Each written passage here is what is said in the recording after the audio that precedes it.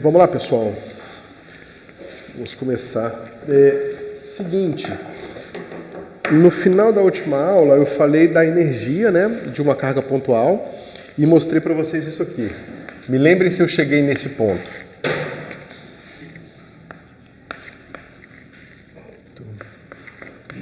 Epsilon 0, 1 sobre epsilon. Né? E que naturalmente isso aqui vai para infinito quando o meu epsilon vai para zero. Eu mostrei isso aqui, né? Uma carga pontual, eu fiz uma integral em torno dela, né? Uma integral com simetria esférica, e aí cheguei nesse resultado. Ou seja, se você pegar aquele trabalho lá, que eu deveria ter subtraído aquele termo da integral, quando eu não faço isso, insisto em usar, né? Que o meu trabalho, ou energia total, vai ser, né? Epsilon 0 sobre 2, módulo de E, D3x, eu obtenho esse infinito aqui. Tá certo? Aí vocês poderiam pensar, como é que eu posso fazer essa conta sem cometer esse erro desse infinito? Né? Então, uma das formas de você conseguir recuperar um resultado correto aqui, não correto, mas mais apropriado, é o seguinte. Pensa que agora o meu volume que eu estou fazendo na minha integral, essa integral aqui, ó, né? Eu estava fazendo aqui, nesse caso aqui, esse cara é igual ao próprio R3. Tá certo? Vamos pensar que o nosso volume agora é igual a o meu R3, né? Complemento de uma bola aberta na origem de raio epsilon. Então o que eu estou fazendo? Eu estou pegando meu volume, tá? Aí eu tinha uma carga pontual aqui. Eu não posso incluir essa carga pontual no meu volume, justamente por causa daquela integral lá que eu mostrei para vocês anteriormente, tá certo? Mas eu posso fazer o seguinte, eu posso pegar meu R3 inteiro e só recortar aquele pedacinho que tem minha carga. Isso não deveria estar errado, porque lembra, só deu errado porque eu supus que ρ, né, de x é uma função contínua, sem pulos e deltas, né, para poder remover aquele pedaço da integral.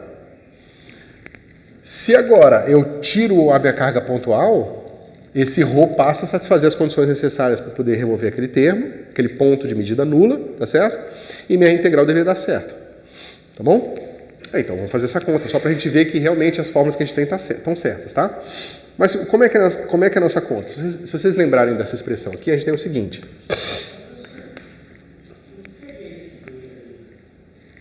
É só uma bola de raio epsilon centrada em zero. Eu lembro de ter visto esse conceito de bola no cálculo, mas eu não lembro o que é exatamente. Você poderia resumir? Em cálculo a gente usa bastante e a gente vai usar bastante isso aqui na hora que a gente for provar os teoremas sobre as funções harmônicas, tá? Mas por enquanto basta que vocês saibam que bx epsilon é igual a os pontos x pertencente a R3 tal que x0 tal que x menos x0 é menor do que epsilon.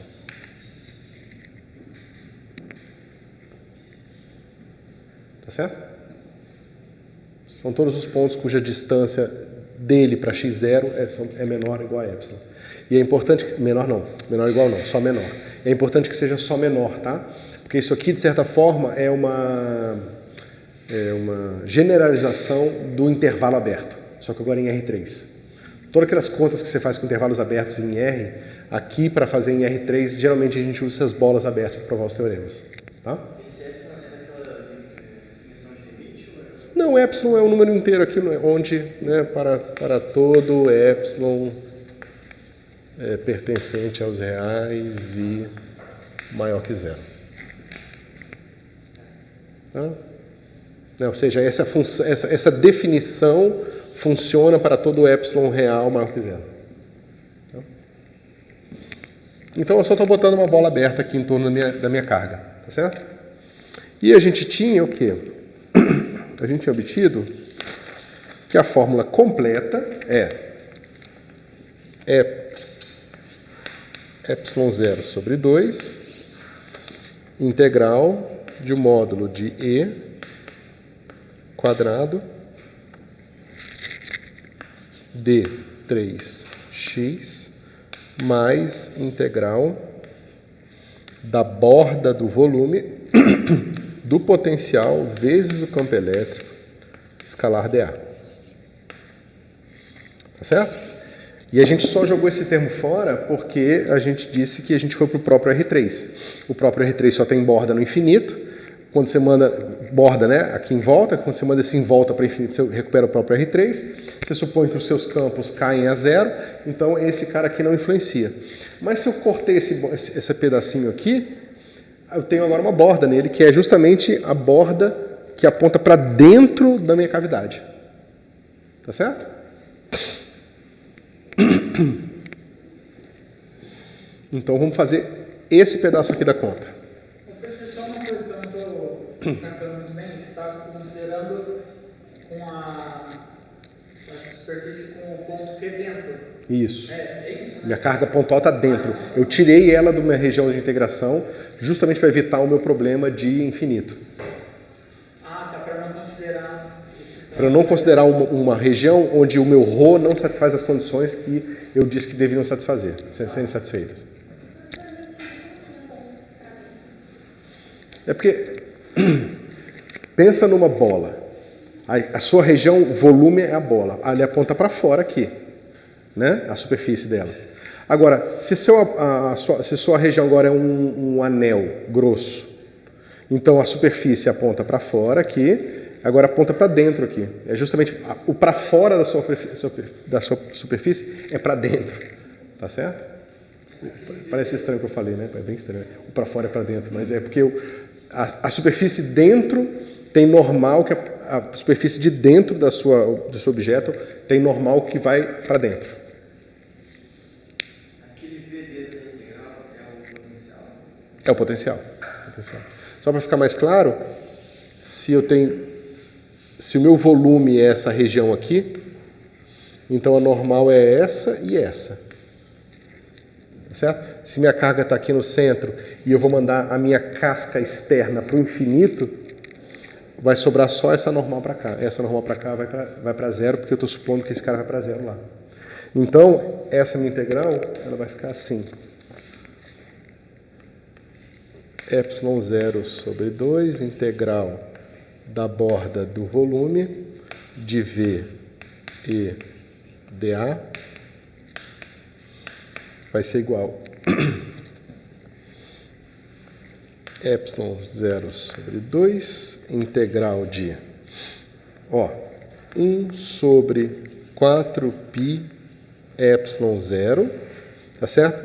Só que veja, é uma superfície esférica em torno da minha carga, tá certo?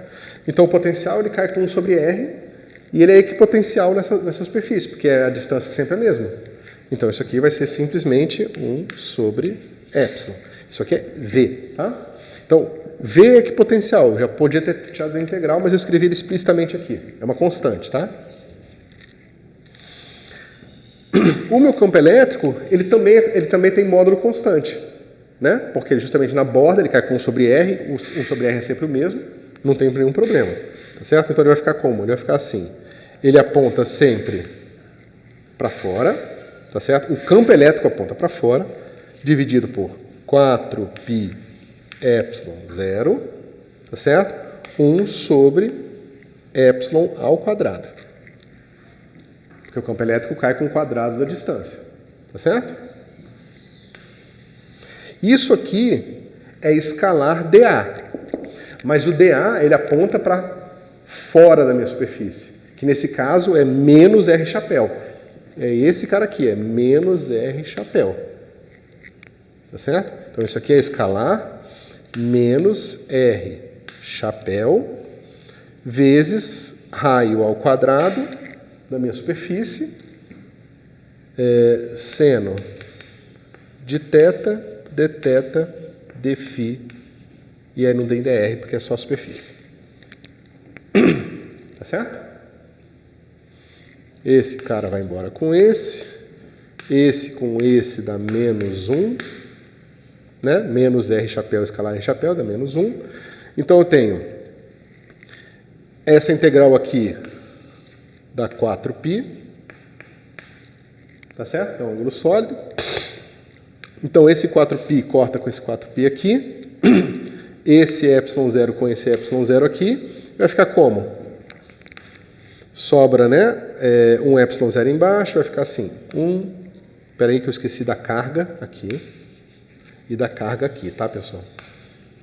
De novo, eu estou esquecendo das cargas. Nossa, eu esqueci mesmo. Tá. Então vai ficar assim. Q quadrado sobre, né, tem um menos, que é esse menos aqui, 8π ε0. 1 sobre epsilon. Tá certo? Mas o que é isso aqui? É o que a gente tinha encontrado quando a gente fez essa integral aqui, ó. Lembra que a gente fez essa integral e a gente regularizou o raio e botou o raio não descendo até zero, a gente botou só até o epsilon? Deu isso aqui.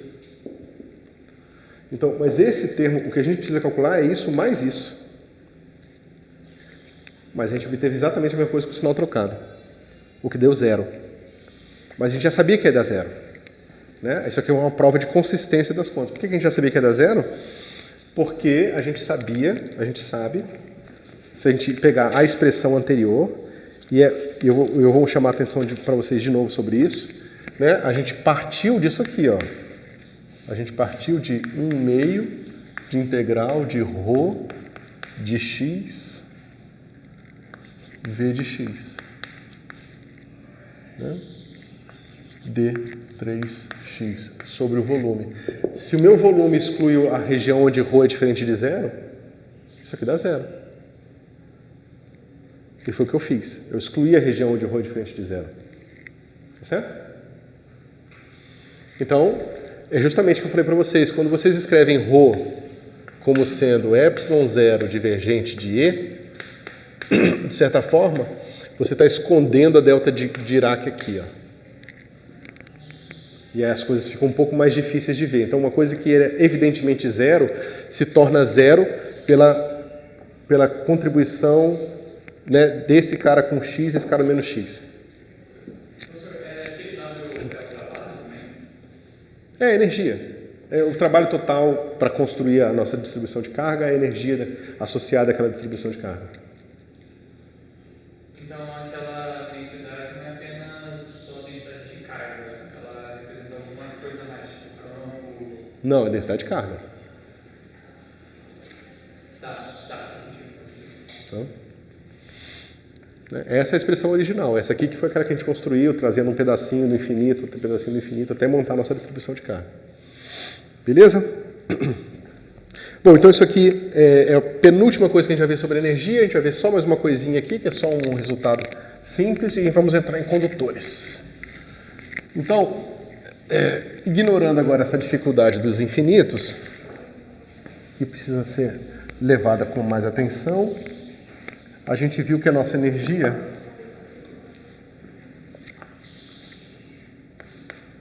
total, a gente vai dizer que vai ser simplesmente epsilon quadrado sobre 2 integral de módulo de E ao quadrado d3x. Mas o que isso diz para a gente sobre o princípio de superposição? Ou seja, eu tenho a configuração de um campo E1. E aí nessa configuração me dá uma certa energia. Eu tenho a configuração do campo, digamos uma configuração que me dá um campo E2, que me tem uma outra energia. O que acontece agora se eu junto essas duas configurações? Qual a energia da soma? Né? Então nesse caso, isso aqui vai ser ε0 sobre 2 integral de módulo de E1 mais E2, porque o campo elétrico satisfaz o princípio da superposição. Tá certo? Porém, eu posso abrir aquilo ali.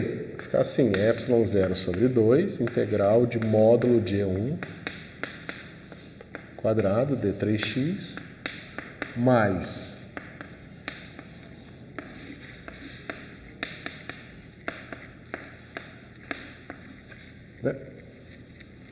certo? Mais ε0 integral de E1 escalar E2 d3x. Certo? Então, a energia não satisfaz um princípio de superposição. Tá? A energia da combinação dos sistemas não é a soma das energias dos sistemas individualizados. Bom, você tem esses termos aqui de acoplamento entre os sistemas no que tange a energia, certo? Vocês podem entender isso aqui assim. Quando a gente traz a carga do infinito, a hora que a gente traz a carga do infinito, a gente não está... digamos que a gente tem duas distribuições de carga aqui. Essa gera E1 e essa gera E2, só por simplicidade. Na hora que eu trouxer esses caras para cá, do infinito, se eu não tiver trazido nada ainda aqui, eu vou ter só a energia do E1 aqui. Tá certo? Mas na hora que eu vou trazer essa aqui, a primeiro pedacinho de carga que eu trouxer já vai sentir o campo elétrico E1 aqui. Entendeu? Então, eu não consigo fazer essa individualização dos dois aqui. Tá certo? Mas é claro que, por exemplo, vocês poderiam falar, mas isso é um problema sério, porque se eu quero calcular a energia aqui no meu laboratório, eu preciso considerar todas as energias de todos os campos no infinito. Né? Aqui entra todo mundo. Eu não posso considerar só o campo elétrico daqui, eu preciso considerar o campo elétrico que está fora.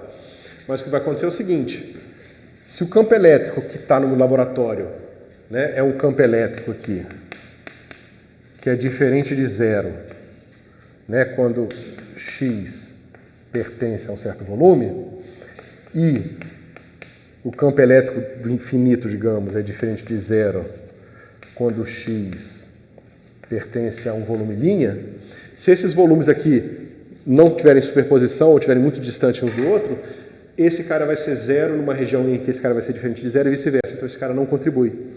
Tá? Esse tipo de argumento e lógica vai aparecer bastante em mecânica quântica, porque do ponto de vista da quântica você vai ter emaranhamento entre as partículas.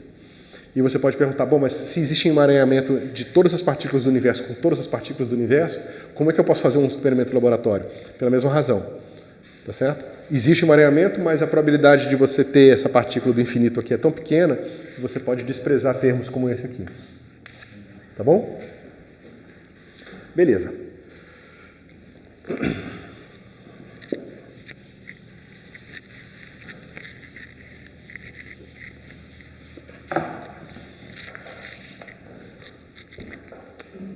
Bom. Condutores.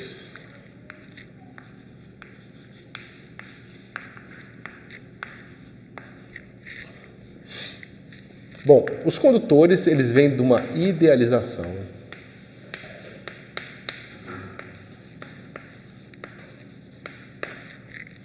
Tá? Que vai definir para a gente isolantes e dois condutores. Nenhuma dessas duas coisas existe, tá certo? No sentido de que na natureza você nunca vai encontrar uma coisa que seja a idealização do isolante ou a idealização do condutor. Tá? Mas isso é totalmente relevante para o físico, porque a ideia, o bom físico é aquele que é capaz de fazer um modelo simples o suficiente para você conseguir fazer conta, mas completo o suficiente para descrever, digamos, 99% daquilo que você quer descrever. Tá certo? Ou seja, que não descreva alguns detalhes ou algumas situações que estão fora do escopo do que você está interessado em modelar. Certo? Então, o trabalho do físico é justamente conseguir fazer isso aqui. Tá? Então, o isolante a gente vai supor que ele tem o quê? Todas as suas cargas fixas. Certo? Nada se move dentro dele. Tá bom? Então, a gente vai dizer que não há cargas livres. Tá certo? Enquanto aqui é mais complicado. Infinita carga livre. Mas é mais que infinito. Você tem uma quantidade infinita de carga livre que pode ter fração qualquer. Ou seja, se você quiser que tenha, sei lá, Q pode ter, mas se você quiser que tenha 10 a menos 8, Q também pode ter, livre para se mexer dentro do seu condutor. Qualquer fração de carga você pode encontrar dentro do condutor. Isso aqui vai ser extremamente importante para entender a idealização dos condutores. Não era impossível isso, tá? É impossível. Absolutamente. Não existe. Isso não existe. Mas é justamente, não existe, mas para você ver que isso aqui não existe, você precisa chegar em experimentos que envolvam uma carga só. Um elétron só, entendeu? Então você vai no laboratório e tenta botar um elétron só livre no seu condutor. Aí você vai ver alguma coisa, entendeu? E aí você sabe que você tem que jogar isso aqui tudo fora e fazer teoria, né? Vai fazer mecânica quântica de múltiplas partículas, vai fazer estado sólido, que são justamente as áreas da física só para lidar com esse tipo de problema. Mas nesse nível de aproximação, para condutores macroscópicos em laboratório, a gente considera que isso aqui é verdade. Tá? É isso que eu justamente estou falando para vocês. É como você falar, a mecânica newtoniana não existe.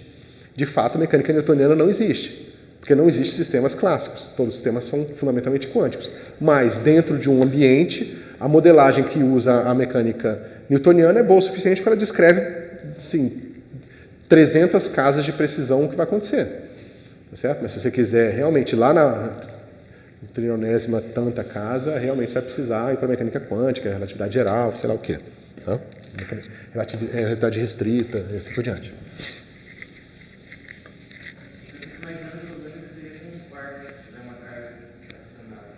Nossa, você quer ir mais numa escala menor ainda, cara, porque para você ver a carga fracionária do quark, você precisa ir para dentro do próton. Tipo, a escala de distância dentro do próton já é da ordem da massa do próton.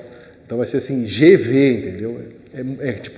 É o que a gente consegue em algumas ordens de grandeza a mais e no LHC, entendeu?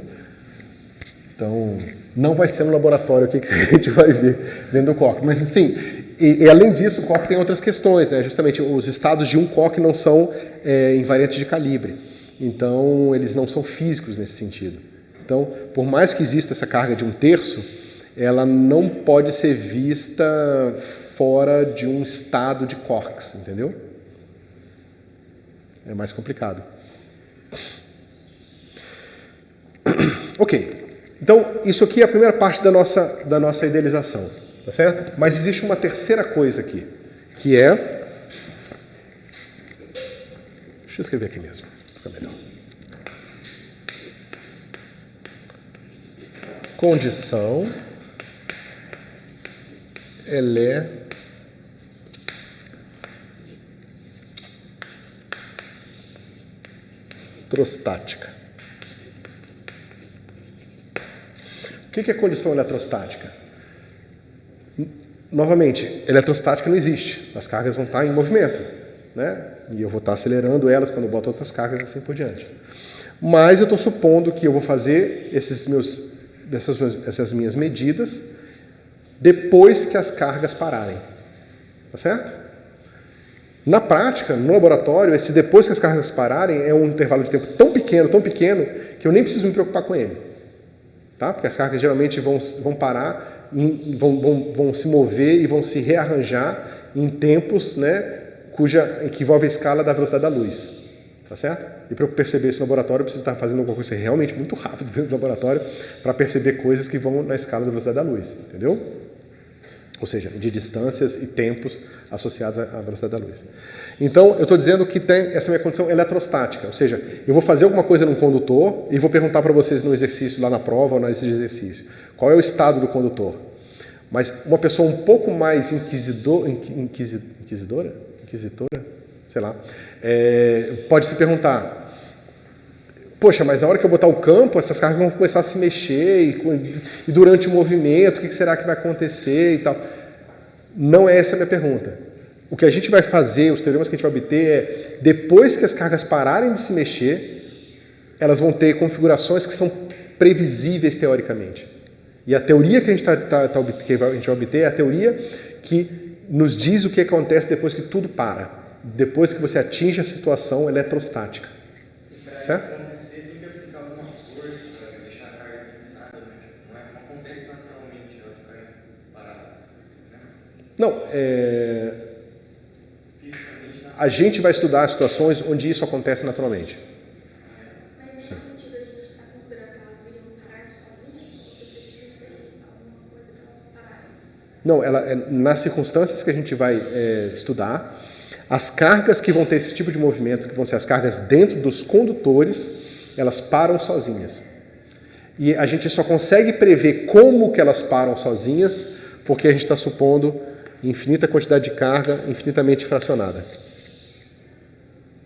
Não, professor, eu só não estou entendendo. Eu tenho um condutor, eu tenho uma esfera de metal. Isso. As cargas ali nunca vão estar paradas. Sim e não. Então, eu estou conseguindo entender se realmente elas vão estar paradas ou a gente está considerando uma ideia de seria isso, a gente está considerando... Não, pensa que você tem um condutor aqui. Para gente analisar esse campo... Vamos pegar um condutor aqui. Aí digamos que a gente está fazendo o que a gente não vai fazer agora, que é fazer eletrodinâmica. A gente pega esse condutor e liga imediatamente um campo elétrico E0 aqui. A gente liga ali a chavinha no nosso experimento e ligou. Esse condutor ele tem carga infinitamente disponível em todos os pontos dele. Então, na hora que eu coloquei um campo elétrico aqui, a carga positiva veio para cá e a negativa veio para cá. Só que meu condutor é limitado. Né? Eu estou supondo que daqui para cá eu estou num isolante.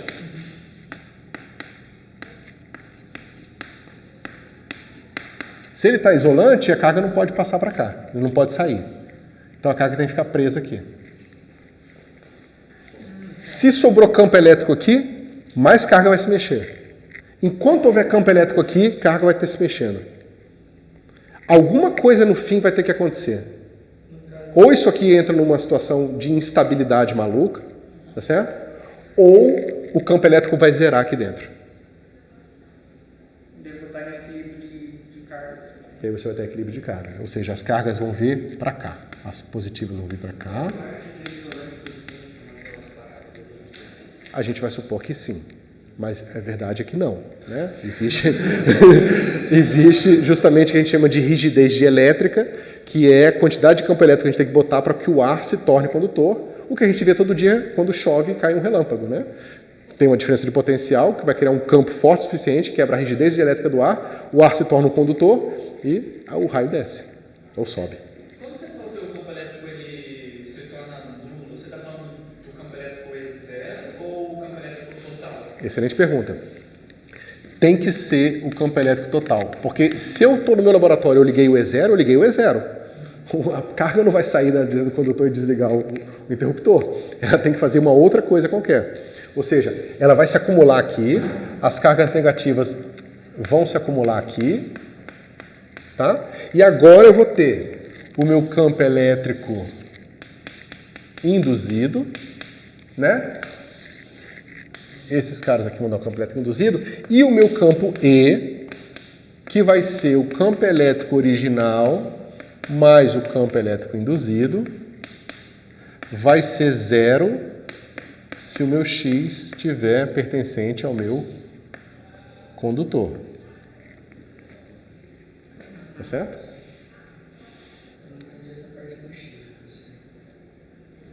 Essa é só pergunta. Acho que é qualquer ponto. Isso. Esse meu E de X é zero para qualquer ponto pertencente ao meu condutor, que eu vou chamar aqui condutor. Tá certo? E se eu aplico um campo elétrico bem fraquinho? Muito fraco. Eu vou arrastar só um pouquinho de carga para cá. Tá certo? Mas, se eu não tivesse essa infinita divisibilidade das cargas, ia ter uma hora que eu ia aplicar um campo elétrico tão fraco que eu não ia conseguir arrastar carga o suficiente para cá. Ou a carga que eu arrastaria para cá ia formar um campo elétrico induzido maior do que esse cara aqui. Porque eu não ia ter essa fracionalidade aqui, não ia ser tanto quanto eu gostaria, tanto quanto possível. Tá certo? Ia chegar um momento que eu ia empurrar só um elétron, mas talvez um elétron aqui gerasse mais força, o elétron tivesse que parar no meio do caminho, para uma posição de equilíbrio no meio do caminho. Mas a gente não vai se preocupar com esse tipo de complicação. A gente vai considerar o condutor ideal.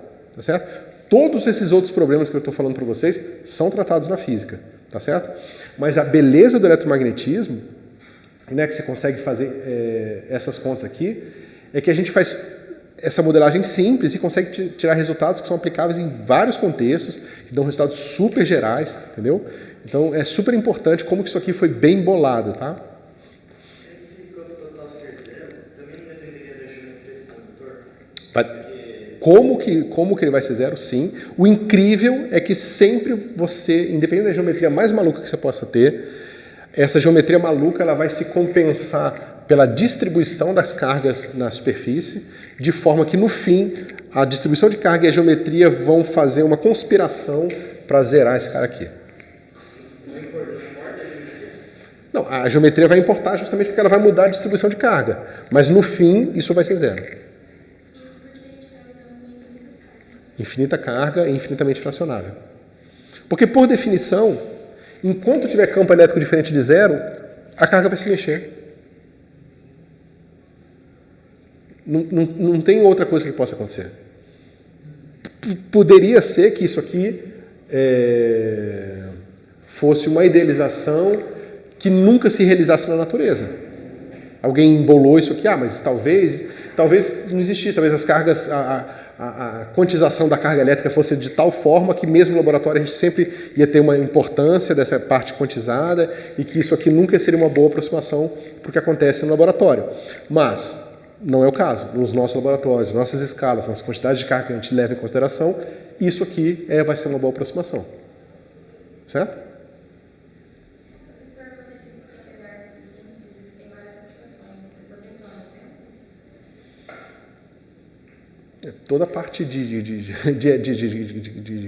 eletricidade. Né? Praticamente tudo que a gente usa na prática da nossa vida.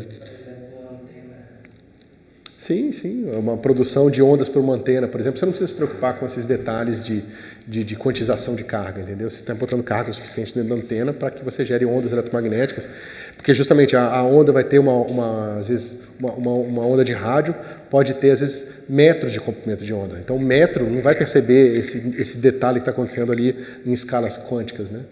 Então, sim, para todas as aplicações eletromagnéticas, basicamente é só o que a gente faz desde o começo do século passado. Bom. O professor, uma coisa que eu não consigo entender muito bem, se eu não tivesse zero, eu poderia ter uma configuração de cargas ali totalmente aleatórias, elas estariam... Não. Então, assim, ou ela, porque se eu tenho material isolante ou tenho material condutor. Uhum. Se eu tivesse material condutor, eu vou ter uma configuração que as cargas vão estar distribuídas, né? Você não pode ter E aqui, certo? Não, assim, o caso que eu estou pensando é que se eu não tivesse um campo externo, Uhum. né? Então eu teria poderia ter uma superfície condutora sem esse campo externo. Pode, não tem problema nenhum. Tá, e como que eu visualizaria isso?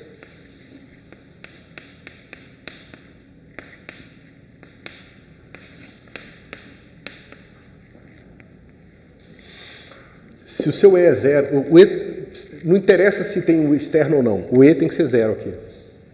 Se o E é zero, o ρ é zero.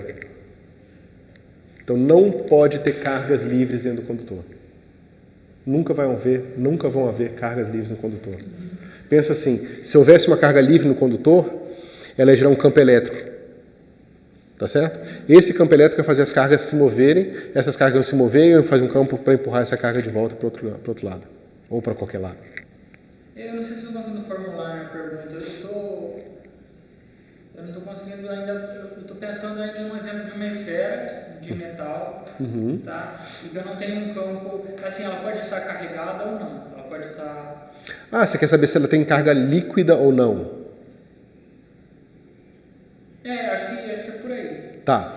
Então, digamos que você tem um condutor com carga líquida zero. Tá certo? Tá. Se ele tem um condutor com carga líquida zero, qual a configuração que ele pode estar? Somente essa aqui, né? Com isso aqui igual a zero.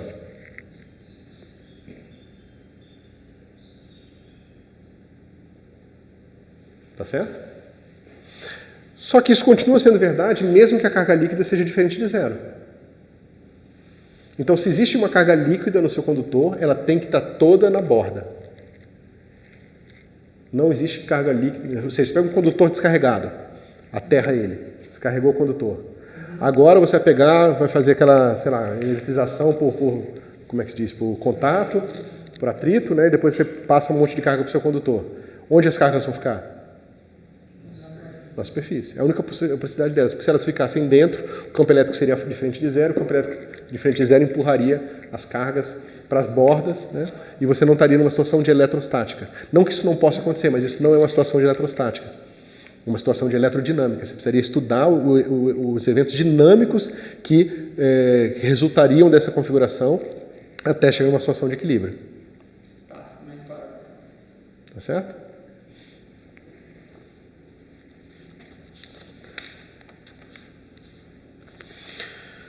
Ok, o campo elétrico é zero, o campo exterior ele faz essa brincadeira aqui e você fica sempre com esse tipo de configuração aqui. Então vamos enumerar as propriedades que um condutor vai ter.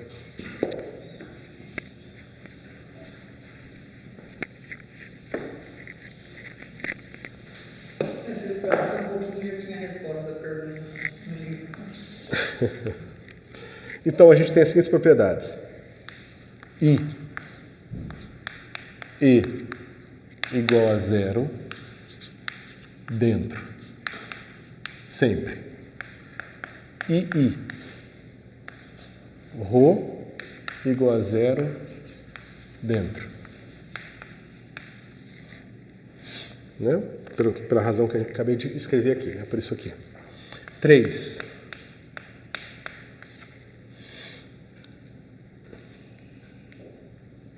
Carga induzida em sigma pertencente à borda do volume do condutor. Certo? Qualquer carga induzida fica lá. 4. Ele é equipotencial.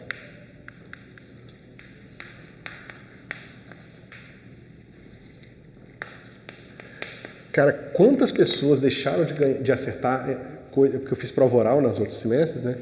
Como as pessoas eram incapazes de lembrar que um condutor é equipotencial. É impressionante. É uma das coisas mais óbvias para o condutor e as pessoas esquecem. Então, por favor, não cometam o mesmo erro, tá? Então, ó, V de XB dentro do condutor menos V de XA dentro do condutor, ou seja, pega um caminho qualquer dentro do condutor, de XA a XB, tá certo? Faz essa integral aqui. Quanto é que dá isso aqui?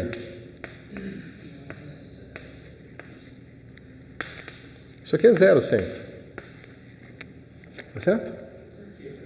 Porque o campo é zero. Porque o campo é zero dentro. O campo elétrico é sempre zero dentro do condutor. Então, esse lado aqui é sempre zero. Então, V em qualquer ponto do condutor é igual a V em qualquer outro ponto do condutor. Certo? Isso é a equipotencialidade. E aí, é aquele lance da superfície equipotencial. Sim. Não é só uma superfície, é um volume equipotencial. É mais que uma superfície equipotencial. Tá certo? E, cara, isso aqui é outra coisa que a gente usa muito para resolver problemas em eletrostática, tá? Quinta. Todas essas coisas são importantes, tá? Mas algumas são mais práticas no seu uso. Esse cara aqui, o induzido, que eu chamei de I, é sempre perpendicular a... Esse talvez seja um pouco mais difícil de ver. Então vamos lá. Eu expliquei para vocês porque eu não posso ter campo elétrico aqui dentro. Porque se tiver campo elétrico, tem movimento de carga, então não atingiu o equilíbrio ainda.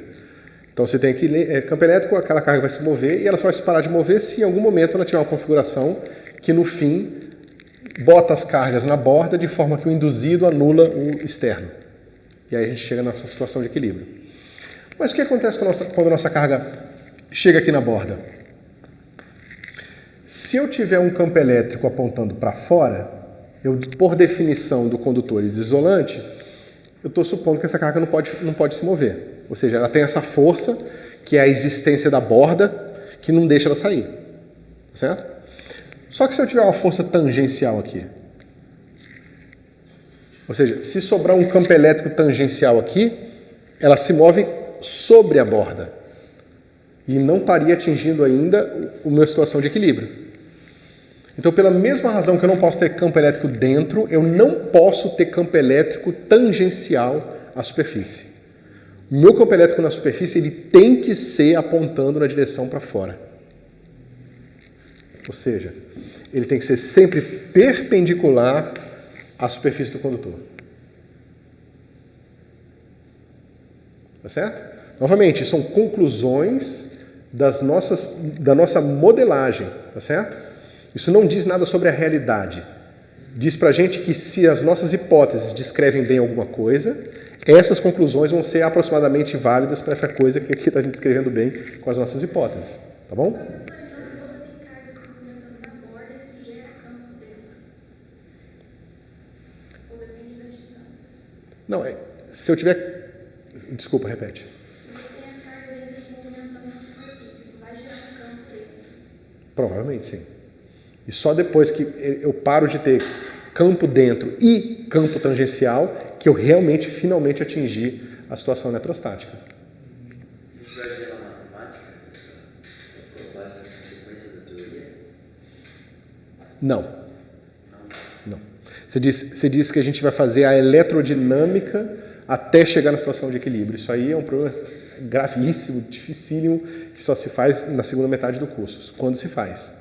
Ou seja, você quer partir de uma situação de eletrodinâmica, né? Você quer botar uma carga dentro de um condutor, bota 3 cargas aqui, por exemplo, e dá isso como condição inicial, e agora calcula a evolução temporal do sistema. Aí tem os potenciais atrasados, os potenciais retardados e avançados, tem um monte de conta para fazer, bem complicado. Certo? Aí emite onda eletromagnética, tem efeito de frenagem, que é Bremsstrahlung. Só de falar é difícil. Então, assim, tem um monte de coisa que acontece. É bem complicado. Tá?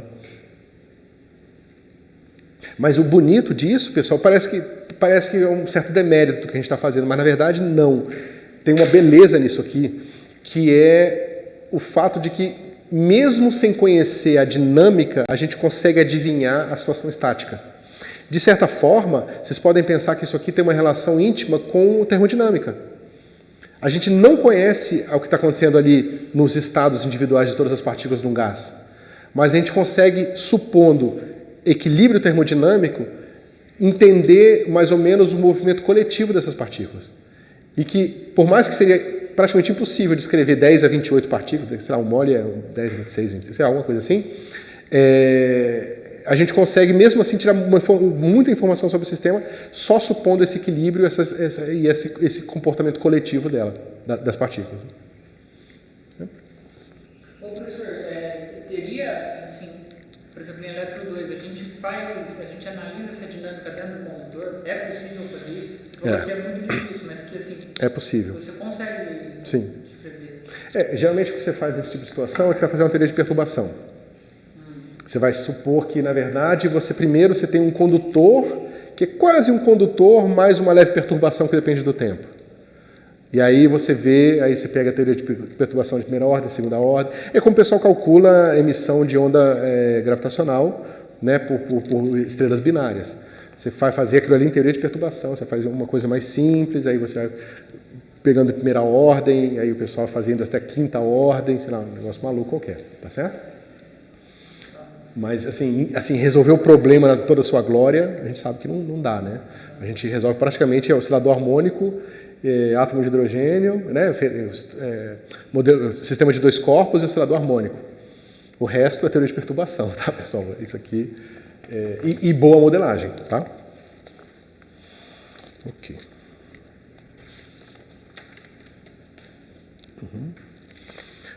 Ok, além disso, a gente vai ter uma série de surpresas quando a gente também avaliar as cavidades de um condutor.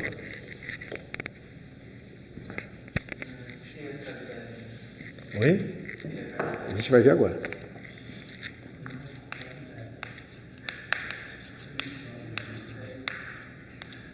Tá? Então a gente tem aqui um condutor, ele tem todas as propriedades que a gente já falou, e dentro dele ele tem uma cavidade. Eu tenho um buraco.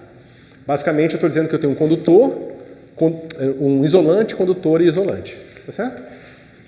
Beleza. Primeira coisa aqui. Não importa o que está acontecendo aqui, não importa se eu tenho um campo elétrico externo ou não, tá certo? Não sei quanto é que é o campo elétrico induzido, mas eu sempre sei que o campo elétrico total dentro do condutor é zero. Então, se eu traço uma superfície gaussiana aqui, ó, quanto que é a integral de E dA? É igual a zero. Mas isso é igual a carga total lá dentro. Tá certo? A gente já sabe que qualquer carga aqui, ó, induzida, vai estar aqui, na borda. Pode falar. Essa lei não tem um epsilon zero também? Tem um epsilon zero aqui. Né? Desculpa. Tá? Porque esse zero veio do zero daqui, né? Errado não tá. Tá? Então, é isso aqui. Tá certo? Ou seja, a carga induzida, que está toda na borda, ela tem que ser igual a menos a carga dentro da cavidade. Então, se eu tenho carga dentro da minha cavidade aqui, ó, a carga induzida mais a carga da cavidade tem que ser igual a zero. Tá certo? Ou seja, se eu não tenho carga dentro da cavidade, eu tenho que a carga induzida total é zero. Cuidado, total. Significa que eu posso ter, por alguma razão aqui, eu posso ter cargas positivas aqui, cargas negativas aqui, de forma que quando eu somar todas elas, dê zero, nas induzidas. Ou seja, esse cara tem que ser zero quando não tiver carga dentro. Mas como ele é zero, não é evidente ainda. A gente não sabe se ele é zero porque não tem carga nenhuma, ou se ele é zero porque eu induzi mais x aqui e menos x aqui. Tá bom? Ok. Bom, mas além disso a gente tem o seguinte. E aqui começa a ficar interessante.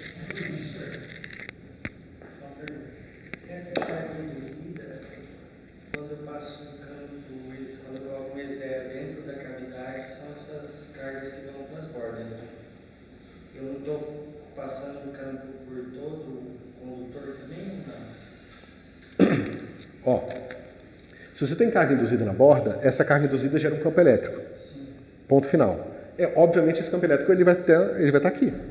Tá certo? O que tem que ser zero é o campo elétrico total. Então, se esse cara gerou um campo elétrico induzido, esse aqui também vai ter que gerar um outro induzido. E vai ter o externo, de forma que o induzido pela cavidade, o induzido pela borda externa, mais o externo, isso que tem que ser igual a zero. Tá certo? Então, sempre vai ter uma brincadeira de compensações acontecendo aí, de forma que esses campos todos se juntam para somar zero. Certo? Mas aqui, ó, vamos ver o que acontece se eu traçar agora uma linha ligando uma borda à outra, tá certo? E vamos fazer o seguinte, deixa eu melhorar esse desenho. Cadê? Tá aqui. Deixa eu refazê-lo aqui. Então aqui, ó, essa aqui é a cavidade, tá certo? A cavidade tem umas cargas induzidas aqui.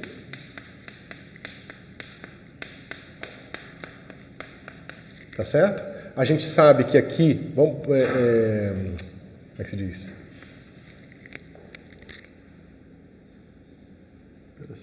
interessante. Se eu preciso botar esse cara igual a 0 ou não.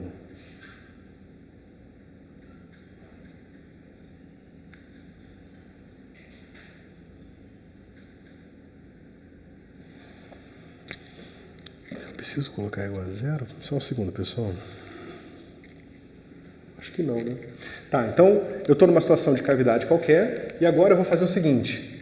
O campo elétrico gerado por essas cargas aqui, ele aponta sempre para cá, né? E o campo elétrico também aqui aponta para cá. Se eu faço uma linha fechada aqui, ó, e agora eu fecho ela por dentro do meu condutor, o que isso aqui vai dar para mim? Vai dar integral de uma curva fechada do meu campo elétrico escalar DC. Esse pedacinho daqui para cá eu vou chamar de C' e a curva total eu vou chamar de C. Tá certo?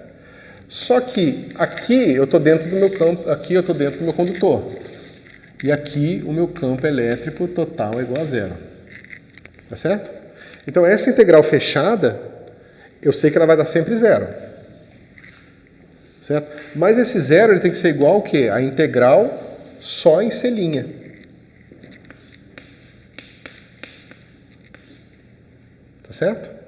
C' e escalar dC d lambda d lambda. Então, essa integral tem que ser 0. Tá certo? Então, se a minha carga induzida aqui total for igual a 0, significa que essa circunstância que sempre acontece. Tá certo? E se isso aqui acontece, eu posso sempre fazer essa linha andar na direção em que o campo elétrico está se movendo, das cargas positivas para as cargas negativas. Porque lembra, eu tenho que sempre ter cargas positivas e negativas aqui para que a carga induzida total seja 0. Tá certo? Se a carga induzida total aqui fosse positiva, ou seja, se eu tivesse carga dentro, eu poderia ter um monte de mais aqui. Mais aqui. Aí a minha conclusão não ia valer mais. Tá certo? A minha conclusão aqui ela vai valer porque eu sempre vou ter uma região mais com uma região menos. E como eu vou ter uma região mais com uma região menos, eu posso sempre alinhar a minha curva na direção paralela ou pelo menos não antiparalela ao campo. Por que eu quero isso? Porque enquanto esse cara aponta na mesma direção desse, esse produto escalar é positivo. Tá certo? E a única maneira que eu tenho de somar vários números positivos para obter 0 é se todos eles forem 0. Tá certo? Ou seja, isso aqui implica que o campo elétrico na cavidade é igual a 0. A cavidade meio que isolou, o condutor isolou o interior da cavidade do resto do mundo. Isso significa dizer que o campo que está entrando é igual ao campo que está saindo? Não. Veja, aqui a gente está supondo que a carga dentro da cavidade é 0. No momento que a gente fez isso, a gente sabe que a carga induzida na borda tem que somar 0. Se ela tem que somar 0, significa que se eu tenho uma região mais, eu tenho uma região menos. Tá certo? Se eu tenho uma região mais e uma região menos, eu posso sempre traçar uma linha que vai do mais para o menos. Essa linha me permite fazer essa conta aqui. Só que isso aqui tem que ser 0, porque é uma integral fechada. Como isso aqui tem que ser 0 e eu estou somando números positivos para dar 0, a única possibilidade é se esse cara for 0. Tá certo? Então, meu campo elétrico dentro da cavidade tem que ser 0. O condutor, ele isola a cavidade do mundo externo. Naquela integral de curva ali, significa que a lei de quebra de Gauss, o campo que está entrando é o mesmo que está saindo. Que é uma superfície fechada. Não tem superfície aqui, eu estou fazendo uma integral de linha. Então, qual é o significado físico da concavidade, do campo da concavidade ser 0? Só o campo lá dentro é 0, é só isso? Isso aqui é, de certa forma, quase o que a gente chama de gaiola de Faraday. É que a gaiola de Faraday ela não é fechada, mas no que tange certos comprimentos de onda, ela pode ser considerada uma coisa fechada. Então é por isso que você se protege de campo elétrico externo dentro de uma gaiola de Faraday. Tá certo? E lembrando que isso aqui é eletrostática. Então cuidado com gaiolas de Faraday se você estiver sentindo coisas que andam na velocidade da luz. Porque você vai perceber um pouco ali o que está acontecendo. Tá bom? Uma coisa que ele fala é que ele não sente o campo externo dentro da... Eu não consegui enxergar isso. Eu fiquei pensando, por exemplo, imagina que tem um campo extremamente grande. De que forma que eu não sinto? E é absolutamente contra-intuitivo, tá? Pensem bem no que eu tô... Porque às vezes quando a gente fala uma coisa muito geral, a gente tem que pensar em casos específicos daquela situação geral para realizar o que está acontecendo. E o que eu fiz aqui, eu posso ter um campo externo original gigantesco, super forte, tá certo? Aí primeiro eu vou olhar o que está acontecendo no campo, no meu condutor. Aí no condutor, ele percebendo esse campo aqui, as cargas se moveram, formou aqui um monte de carga induzida, pá. Aí você fala assim, mas aí a gente sabe que o condutor vai tentar zerar o campo elétrico dentro do condutor. O condutor não sabe que ele tem um buraco dentro dele. Ele está tentando zerar o campo elétrico aqui. Mas pela estrutura da nossa teoria, que tem a ver com como que ela se interage com a geometria e tudo mais, ele acaba zerando também o campo elétrico aqui dentro. Por mais que, em princípio, ele possa gerar cargas induzidas aqui. Mas tem que ser de certa forma que a carga induzida gerando um campo aqui, com mais essa carga induzida gerando mais um campo, mais o meu campo original, no fim dá zero aqui dentro. E essa gravidade ela não é física, né? Não é realmente um buraco que tem um condutor. Tipo... É exatamente isso. É um buraco? É um buraco no seu condutor, exatamente. Um buraco físico. Buraco tem pegada negativa. Isso vai ser mais abstrato esse conceito, né?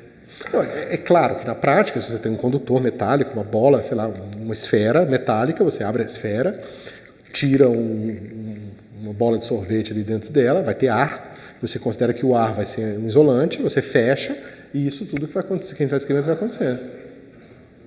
Professor, isso independe da forma do condutor? Depende da forma do condutor. Depende da forma do condutor. E o mais legal é que a gente vai ver que grande parte desses resultados tem direta contraparte em resultados matemáticos sobre os operadores laplacianos. Certo? Ou seja, se você quiser ignorar a física e pensar do ponto de vista matemático, você estuda aquele espectro daquele operador, as condições de contorno e tudo mais, o tipo de solução que você obtém, e você descobre todas essas coisas aqui do ponto de vista meramente matemático. Certo? O que, assim, é surpreendente, né? Imagina, a gente fez uma lei empírica e descobriu que o negócio cai com 1 sobre r quadrado. Porque ele caiu com 1 sobre r quadrado, a gente conseguiu escrever como gradiente de um outro cara, que por consequência me dá uma lei tipo laplaciano de V igual a ρ. Tá certo? Então, isso foi tudo empírico. Agora eu estudo soluções de laplaciano de V igual a zero e descubro todas essas consequências aqui. Ou seja, a natureza, o que ela disse no empírico é consistente no que ela disse no outro momento empírico. Ou seja, de fato parece que a modelagem matemática está capturando alguma coisa realmente verdadeira sobre a natureza. Certo? O que não é nem um pouco trivial, tá, pessoal? Podia ser que não fosse assim. A gente não sabe por que é assim. Né? Por que a matemática é capaz de capturar e extrapolar a realidade física. Né? Extrapolar no sentido de que ela nos mostra alguma coisa sobre a realidade, as quais nós somos, às vezes, incapazes de fazer no laboratório. Essa programação foi a partir de Deus, né? Eu acho que é antes, cara. Eu acho que é antes. Porque no momento que você começa a fazer conta e as contas são extrapoláveis, e você soma banana e a mesma coisa que uma laranja, você começa a perceber que é mesmo, entendeu? O que o Galileu fez foi que ele falou que nós não podemos ser a palavra final. Os seres humanos, eles são falhos e cheios de vontades e vieses e coisas, E a gente precisa colocar parte da responsabilidade da decisão fora da gente, porque senão a gente comete muitos erros. E a gente comete. Como ficaria se fosse um semicondutor? Onde que mudaria? O semicondutor, assim, na prática, é como se você quisesse montar um instrumento que você pudesse ligar uma chavinha e no momento que você liga a chave, aquele negócio é o condutor e quando você desliga ele deixa de ser condutor. E aí, obviamente, aplicações de engenharia 1000 sobre isso, né? Você bota um campo elétrico, o negócio passa a ser condutor, agora desliga, passa a não ser mais, e aí você usa isso para fazer tudo. Outra coisa que a gente usou para fazer tudo que tem aqui, né, que são os semicondutores. Mas como funciona, então você precisa fazer um curso de estado sólido para ver todos os detalhes. Ok, vamos lá. Onde nós estamos? Tempo.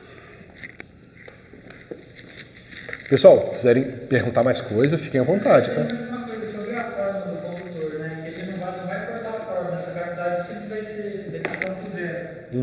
Isso quer dizer que quando você deu esse exemplo de você desenhando uma linha, você consegue, por exemplo, dar um exemplo, eu tenho um cubo, ele tem uma cavidade cúbica dentro desse cubo. Eu vou conseguir traçar uma linha de forma que o campo vai zerar também em qualquer. Por causa disso? É isso que eu consigo fazer? Bom. Porque eu tento imaginar essa simetria, né? O seu cubo, ele é assim de longe, mas ele é assim de perto? Ou ele é assim sempre? Então, ele é de perto, ele é assim. De perto ele é assim. Se de perto ele é assim, o que eu falei vale sempre. Se ele for de perto assim, aí o que a gente vai ver quando a gente for provar os teoremas sobre as funções harmônicas é que a gente vai ver que a gente não pode ter bico na nossa superfície. Porque se a gente tem um bico, a gente não consegue colocar uma bola aberta aqui dentro. E se a gente não consegue colocar uma bola aberta, a gente não consegue provar o teorema. Tá certo? Então é esse tipo de superfície que seria irregular. Então a gente não vai tratar esse tipo de coisa, que são problemas matemáticos bem mais difíceis, tá? Então seria um problema. Com certeza seria um problema. A não ser que ele seja de perto assim. Aí não é mais um problema. E aí, cuidado, pessoal, porque muitas vezes os livros não deixam esse tipo de coisa clara, tá? Porque você vai ver, por exemplo, mais para frente, quando a gente for ver quando a gente não estiver fazendo mais eletrostática no vácuo, que ele vai falar, mas na prática, sigma é sempre zero. Né? O Griffiths vai... Claro que eu vou discutir mais isso, só que eu só estou adiantando alguma coisa para encaixar na conversa. Porque na prática não existe borda no condutor. Um condutor ele vai ficando menos condutor suavemente, então aquilo que a gente está botando exatamente numa superfície, na verdade está numa casquinha, então não tem aquela delta de Dirac na verdade, entendeu? Mas é porque a gente está falando que de perto é assim e não é assim, tá? Porque o problema matemático envolvido nisso aqui, quando você leva ao extremo, é muito mais complicado que esse cara aqui. E às vezes até é meio inútil, porque se isso aqui não existe na realidade, por que eu vou fazer uma modelagem matemática disso aqui? Tá certo? Porque na hora que eu chegar perto o suficiente, a coisa vai ficar tão mais complicada que isso aqui não vai ser mais, primeiro, uma boa modelagem e não vai ser nem mais o meu problema principal, entendeu?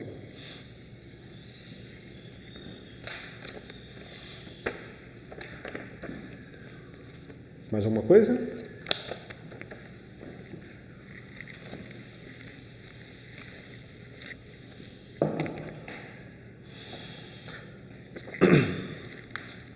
Bom, carga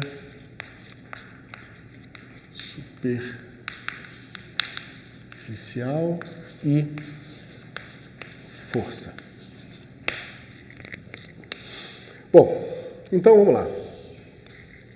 Eu tenho aqui meu condutor, eu tenho meu campo elétrico aqui, ele é igual a zero, tá certo? Eu tenho uma certa distribuição de carga superficial sigma, né? E eu tenho um campo elétrico aqui que eu não sei qual é, tá certo?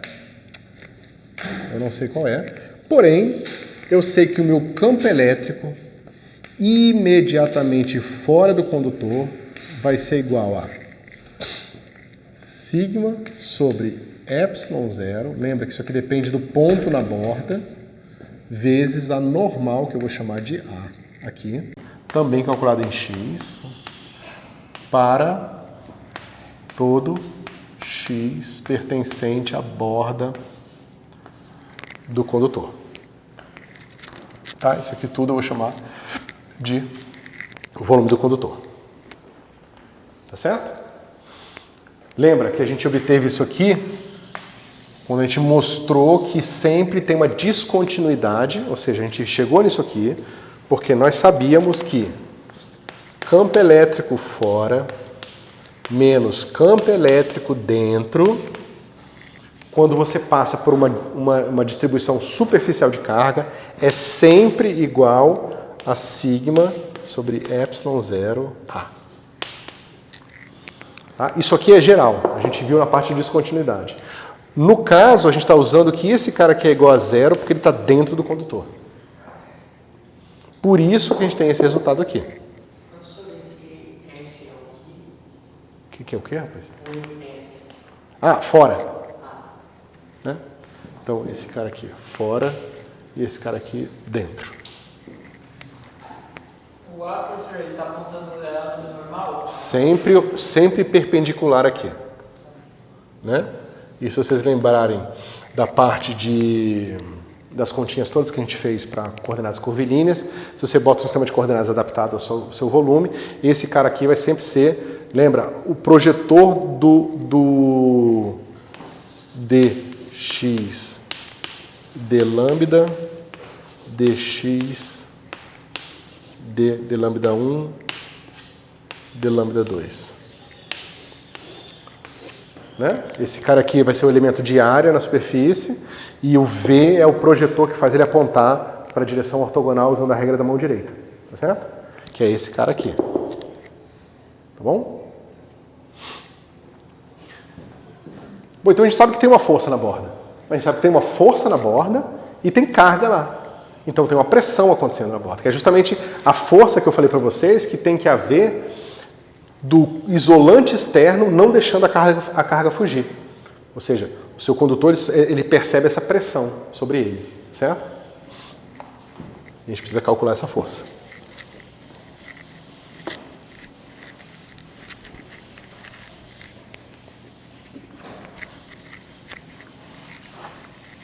Esse mapa está multiplicando o A? Isso aqui é sigma sobre epsilon 0 multiplicar A? Sim. Esse mapa que está aí. É o mapa atuando num bivetor, né? Então isso me dá um vetor. Não, sim, mas ele está multiplicando aquele A. Não, isso aqui é o A. Ah, isso é A.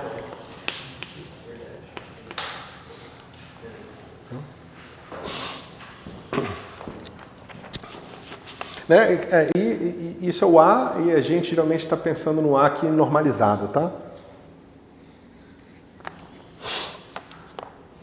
Então, veja, se vocês lembrarem da nossa definição de derivada direcional, isso também é a mesma coisa de dizer para vocês que menos dv d A é igual a sigma sobre epsilon 0. É só lembrar que E é menos o gradiente de V, tá certo? Menos. Oi? D lambda 2. Né? Justamente, são essas duas são as duas coordenadas curvilíneas que faz você se mover sobre a superfície do condutor sem entrar nem sair. Se isso aqui fosse uma esfera, isso aqui seria θφ e o meu lambda 3 seria o raio, por exemplo.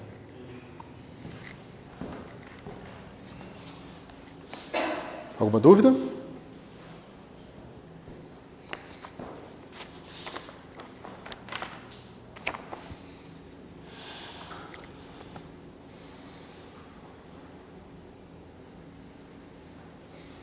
Faltou falar alguma coisa.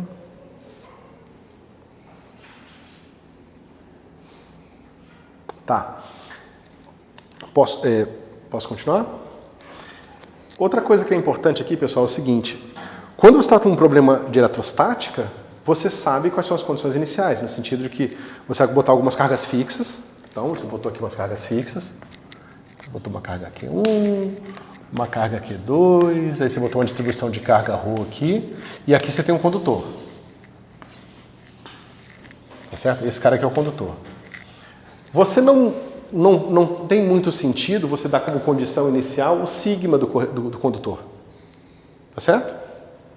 Porque você não tem controle sobre isso. O sigma do condutor é resposta da presença dos campos elétricos gerados pelas cargas externas e uma potencial carga líquida que você possa ter no condutor. Tá certo? Então, geralmente, o que a gente faz é que a gente usa o campo calculado como uma forma de descobrir quem tem que ser a carga superficial. Então, a gente calcula o campo gerado por esse cara, o campo gerado por esse cara e o campo gerado por esse cara, bota as condições de contorno, bota que aqui é uma superfície equipotencial, faz toda, né, usa todas as técnicas matemáticas, descobre o campo elétrico total. Com o campo elétrico total agora conhecido, você sabe que é o campo elétrico total na borda. Com ele você descobre a posteriori o sigma. Tá certo? Então, geralmente, o ρ fixo, né, pontuais ou contínuas, são entrada do problema, e o sigma induzido é uma saída do problema. É o que você descobre depois. Tá certo? Então essas fórmulas aqui, elas são úteis por causa disso. A gente, bom, para calcular a força, que a gente vai fazer agora, mas também para você descobrir quem são as cargas induzidas. Vários exercícios vão ser assim. A gente dá uma configuração, você encontra o campo elétrico total, e depois que você encontrou o campo elétrico total, você volta nessas fórmulas e descobre quem é a carga que foi induzida para que aquele campo elétrico total seja obtido. Certo? Então essa configuração mágica que vai fazer zerar o campo lá dentro, você consegue ainda descobrir explicitamente quem ela é usando essas fórmulas. Certo? Ok. Alguma coisa sobre isso? Bom, força.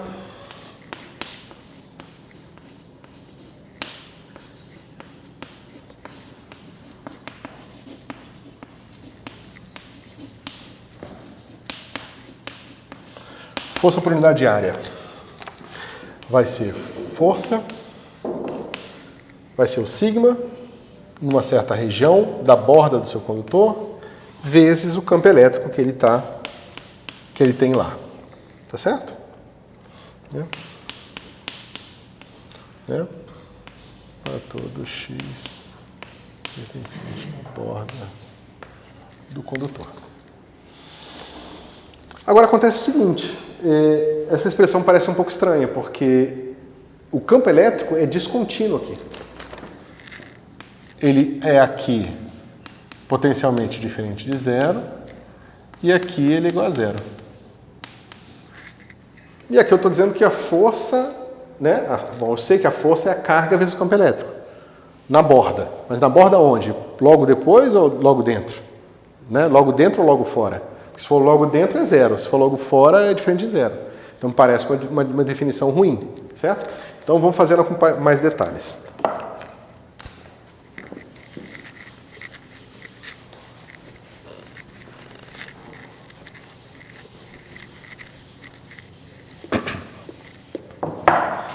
Então a gente tem aqui, vamos pegar assim, um cortezinho da nossa superfície, aí você tem aqui o pedacinho que eu quero considerar a força atuando sobre ele, tá?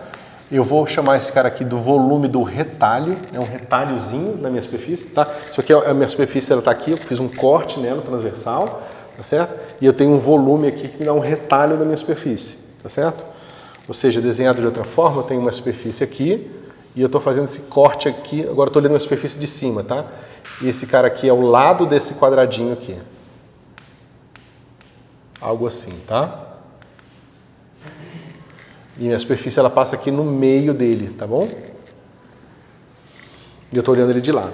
Bom, o meu campo elétrico, aqui, ele vai ser o quê? Ele vai ser o campo elétrico devido ao próprio retalho, tá certo? Mais o campo elétrico outro qualquer, que é o que veio do resto da borda, ou externo, o que é que seja, não interessa. Bom, o que a gente sabe sobre eles é o seguinte, o meu campo elétrico é contínuo. A gente sabe que a descontinuidade do campo elétrico é devido à presença da carga superficial. Mas se esse é o campo elétrico devido a todas as outras cargas, aqui ele é contínuo. Tá certo? E esse aqui, não. O campo elétrico do retalho é não contínuo. Ao mesmo tempo, esse aqui é o campo elétrico que vai fazer força sobre o meu retalho. Porque o outro é a força do retalho sobre ele mesmo. Se eu penso nesse retalho, né, como uma coisa não deformável, essa força dele sobre ele mesmo não faz nada. Né? Você não pode se levantar pela bota, como as pessoas falam. Certo? Então, esse aqui faz a força, realiza.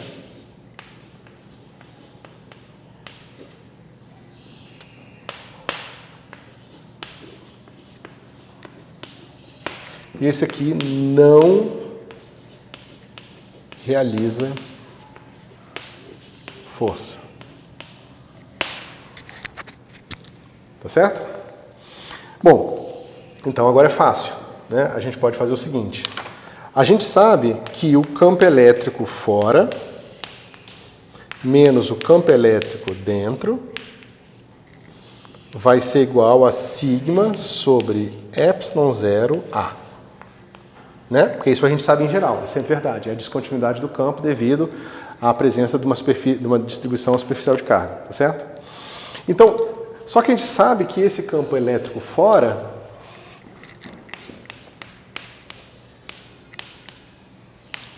vai ser igual a o campo devido a outras cargas fora, mas como ele não é descontínuo, eu não preciso falar que ele está fora. Tanto faz. Por onde que eu estou andando, né? Por onde que eu estou chegando na minha superfície, por fora ou por dentro. Mais o meu campo elétrico devido ao próprio retalho, e esse sim é importante, se ele está vindo de fora ou de dentro. Porque esse aqui é o campo gerado pelo aquele retalho. Então ele é descontínuo no retalho. Tá bom? Enquanto o meu campo elétrico dentro vai ser igual ao mesmo campo elétrico devido às outras cargas, mais o meu campo elétrico devido ao retalho dentro. Tá certo? Não sei. Algumas coisas dariam zero, outras não. A gente vai ver justamente como que a gente se livra da complicação, porque a gente sabe que o cara que realiza a força é o campo elétrico devido às outras cargas. E a gente vai dar um jeito de obter ele a partir desses dois caras aqui. Tá certo? Eu botei um φ, né? Porque estava um risco aqui. É o O.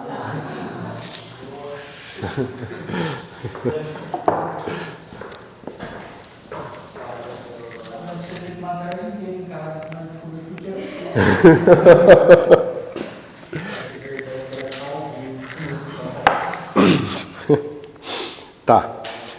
Bom, mas a gente então precisa saber quem é esse cara aqui, né? E quem é esse cara aqui? Pensa aqui, ó. Vou fazer um disquinho, botar um vetor normal. Eu tenho uma distribuição de carga aqui, sigma. Tá? Eu vou dizer que eu posso fazer esse risquinho tão pequeno quanto eu quiser. Então esse risquinho aqui ele vai ter um raiozinho variável, mas que eu posso fazer bem pequenininho. Tá? E eu preciso ver qual é o campo elétrico que ele gera aqui, apontando para fora, porque é só o que me interessa, para fora e para baixo, né? Para cima e para baixo. Então vamos lá. Isso aqui vai ser o campo elétrico do retalho. Vai ser como? A gente já sabe, né? 1 sobre 4π epsilon zero, integral do sigma de x menos x0, módulo de x menos x0 ao cubo, dA. Alguma dúvida até aqui? Então, vamos botar isso aqui em coordenadas razoáveis para a gente. Quais coordenadas a gente usa para fazer isso aqui? Quais coordenadas a gente usa aqui? Cilíndrica, estava certo. Então, a gente vai fazer o quê? Eu quero pegar esse petzinho, né, esse retalhozinho, que eu vou pegar como se fosse um corte aqui, um disquinho redondo, tá certo? Eu vou alinhar essa direção para cima no Z, tá certo? E vou botar aqui R θ, tá certo?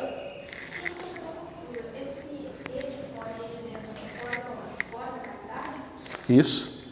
Não, cara, cavidade não, fora do condutor. Isso. Dentro do condutor, isso. Que é isso aqui, ó. Né? Se você quiser pensar, aqui é o E dentro, que é igual a 0, e aqui é o E fora. Esse E fora é a superfície. Ele fora melhor. Esse cara aqui é o E fora, que a gente não sabe quem é, que é como eu tinha escrito antes, mas esse E fora, quando se aproxima da superfície, porque a gente sabe que ele tem que ser descontínuo, esse cara aqui, quando se aproxima da superfície, ele vai ficar igual ao meu E fora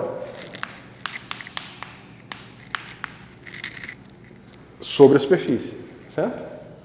Que é aquele que a gente já sabia que fica lá o... Como é que é? Bom, deixa pra lá. Eu achei que o retalho é um pedaço da borda da cavidade. Qual? O retalho. O retalho é a borda da... Exatamente, é um pedaço da borda. Do condutor, não Do- da cavidade. Não tem cavidade aqui, só tem condutor. Então esse E fora não é o da superfície do condutor. É o que. É o que está na superfície do condutor, mas por fora. Ah, não é da superfície em si. Existe diferença ou não existe? Não existe diferença. Aqui é a única... Poderia ter duas superfícies, mas nesse caso eu só estou considerando a superfície que é aquela superfície que tange o volume do condutor. Tá mais claro, pessoal? A gente pode entrar mais detalhe aqui. Tá. Então vamos lá. 1 sobre 4π ε0. Eu quero o meu campo elétrico no meio do meu retalho, apontando para cima. Tá certo? Então aqui vai ficar assim. Bom, vou botar o sigma do lado de fora, tá? Considerando que o sigma é constante, na região pequena o suficiente. E aqui vai ficar assim, integral, e aqui vai ficar 0, 0, ΔZ. Todo mundo concorda? Eu vou dizer que eu estou ΔZ para cima, né? E botei aqui naturalmente o meu plano XY exatamente no meu retalho. Tá bom? E aqui, menos um ponto qualquer no meu retalho é escrito como sendo R cosseno θ, R seno θ. E o meu condutor, meu retalho está na superfície XY, então aqui é 0. Tá certo? O meu DA é R dθ dr. Tá? Que é o jacobiano das coordenadas cilíndricas. O meu denominador é moleza. Esse cara aqui, ó, eu posso fazer a subtração. Esse cara vem para cá. Módulo ao quadrado desse vetor aqui vai ser como? Vai ser R quadrado mais ΔZ quadrado, porque né? R quadrado cosseno θ mais R quadrado seno θ quadrado dá 1, o cosseno mais o seno, fica só o R quadrado, e aqui fica 3 meios. Tá certo? Bom, vamos lá. Primeira coisa. Quando eu integrar em dθ, eu vou ter que integrar as 3 entradas do meu vetor. Essa e essa. Tá certo? Quando eu somar esses dois aqui, eu vou ter esse pedaço e esse pedaço aqui. Quem que é a integral de cosseno de θ de 0 a 2π?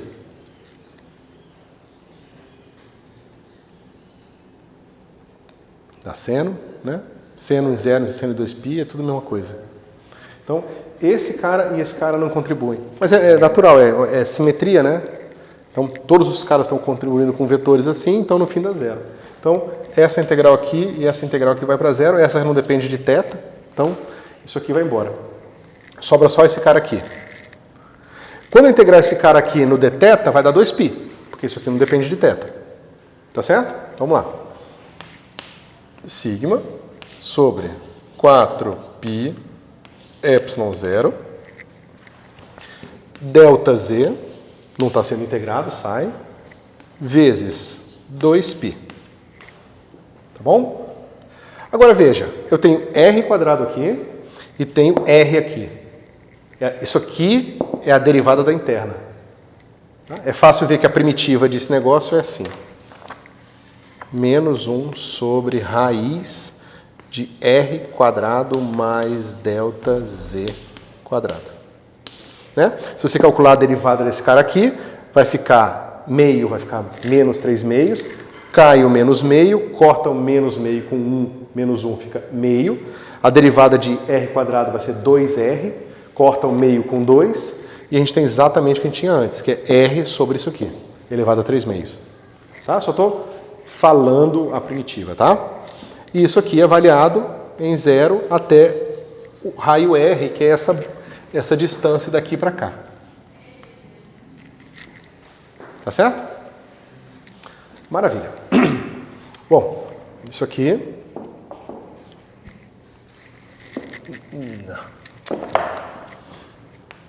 Isso aqui vai ser sigma sobre 4π epsilon 0 delta z 2π. E esse cara vai ficar assim. Menos 1 sobre raiz de r quadrado delta z, tá certo? Mais 1 sobre módulo de delta z. Todo mundo concorda? Oi? Faltou o quadrado aqui. Tá? Módulo de delta z, porque é simplesmente raiz do delta z quadrado. Tá certo? Mas isso aqui é quanto? O 2π corta com 4π, vai ficar assim. Sigma sobre 2 epsilon 0. Quando eu mandar o meu delta z para 0, eu posso fazer de duas formas. Se eu estiver por cima fora do meu retalho, acima do meu retalho, esse cara aqui é positivo e esse cara aqui é positivo. Porque esse cara é o módulo. Então corta um com o outro e vou dar 1. Quando eu estiver vindo por baixo, o meu delta z é negativo e esse cara aqui é o módulo de delta z. Então dá menos 1. Tá certo? E esse termo vai para 0 sempre. Tá certo? Porque eu tenho delta z multiplicando aqui e aqui eu tenho r quadrado aqui. Quando eu mandar o meu delta z para 0, esse cara aqui não contribui. Tá bom? Então isso aqui vai dar... Isso aqui... Deixa eu ver se eu fiz tudo certo. Exatamente. E3 módulo delta z sobre módulo de delta z. Só para lembrar que vai ser mais ou menos. Tá bom? Ou seja...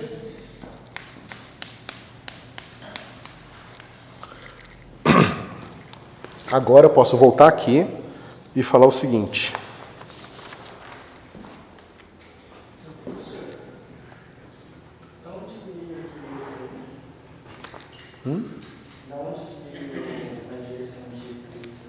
Ah, é porque sobrou só esse cara aqui, tá vendo? 0, 0, 1. Faltou aqui, né?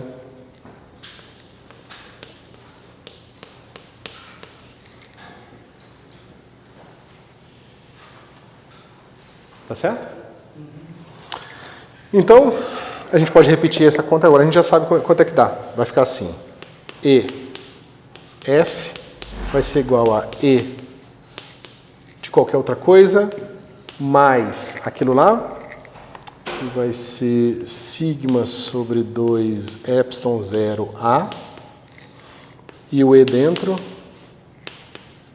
vai ser igual ao E devido às outras cargas, menos sigma sobre 2 epsilon 0 A. Então, esse cara aqui é a complicação que vem do retalho, esse cara aqui é o campo total, fora e dentro. Como é que eu faço para me livrar desse cara aqui? Eu somo os dois e divido por 2. Então, eu tenho o seguinte, que meu campo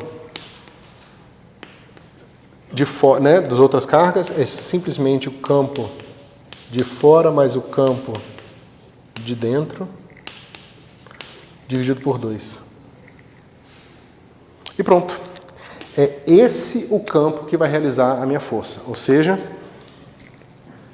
o meu F vai ser igual a... Cadê você? Isso. sigma vezes o campo de fora mais o campo de dentro, tá certo? Dividido por 2. É só isso aqui, tá? Isso vale sempre. Nessa dedução aqui que eu fiz, eu não usei em momento nenhum que o campo elétrico dentro é igual a 0. Eu não usei que ele é um condutor. Quando ele é um condutor, esse cara é 0, e aí a gente sabe direto que esse negócio aqui vai ser sigma quadrado A dividido por 2 epsilon 0. Professor, acho que eu não entendi a diferença do E0 e do E0. O E0, EO, é todo o campo elétrico devido a todas as cargas, exceto a carga do retalho. Justamente porque eu quero que ele seja contínuo. É o campo elétrico total dentro do condutor, imediatamente abaixo da superfície, que é 0.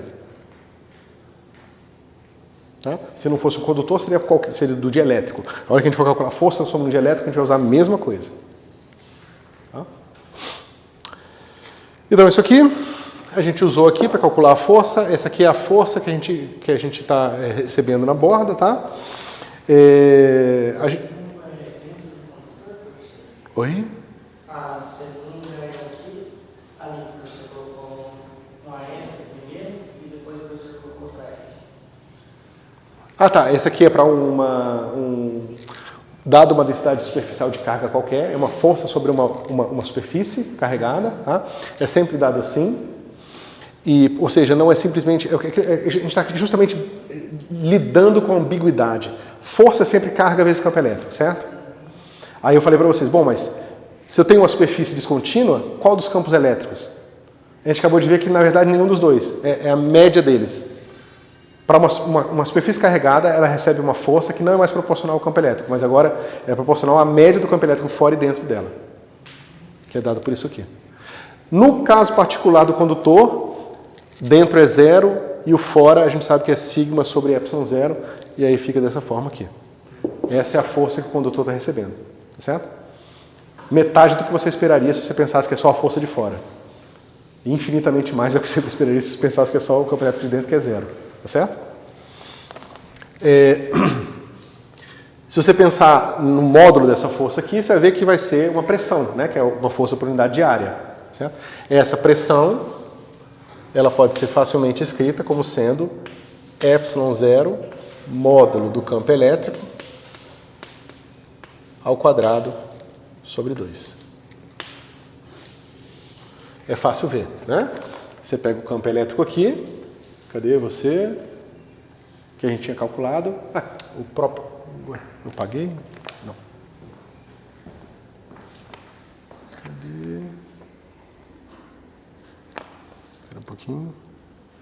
Tá. É que a gente já paguei faz tempo. O campo elétrico fora do condutor, né? Lembra que ele tem a diferença de sigma sobre E, né? E dentro é 0. Então, fora é só isso aqui. Tá certo? E módulo quadrado desse cara aqui é sigma ao quadrado sobre epsilon quadrado. Então, para eu fazer isso, eu teria que multiplicar por epsilon e dividir por epsilon 0. Esse cara aqui é o módulo quadrado do campo elétrico. Então, por isso que fica assim. Certo? Então é isso, pessoal. É isso por hoje. Dúvidas? Próxima aula a gente vê rapidamente, quer dizer, rapidamente porque não é muita coisa para ver, mas a gente vê parte de capacitores, tá? E aí a gente já começa a ver o capítulo 3, tá?